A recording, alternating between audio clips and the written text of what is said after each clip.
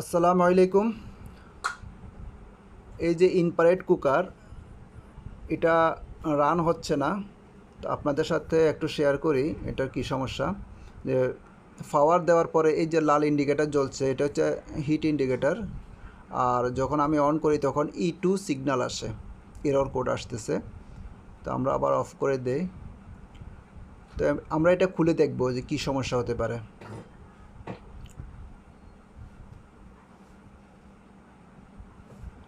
যে এটা খোলা হলো, এটা ভিতরে দেখেন একটা সেন্সর আছে।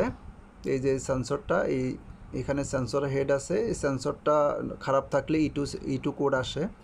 তো আমরা এটা ভালো আছে সেন্সরটা চেক করে দেখছি, ভালো আছে, খারাপ নাই।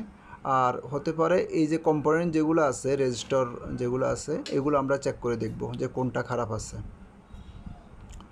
তো আমরা কাজ করে ফেলছি, এখন কাজ করে আবার সংযোগটা দিলাম।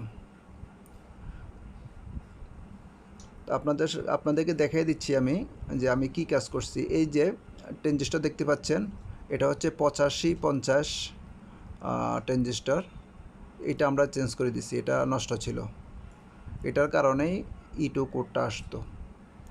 তো যাই হোক, আমরা এটা আবার ফিটিং করে ফেলি, তারপরে সংযোগ দিয়ে দেখব। আশা করি এটা ঠিক হয়ে গেছে। পাওয়ার দিলাম, পাওয়ার দেওয়ার পরে এই যে চালু হয়ে গেছে। ওকে।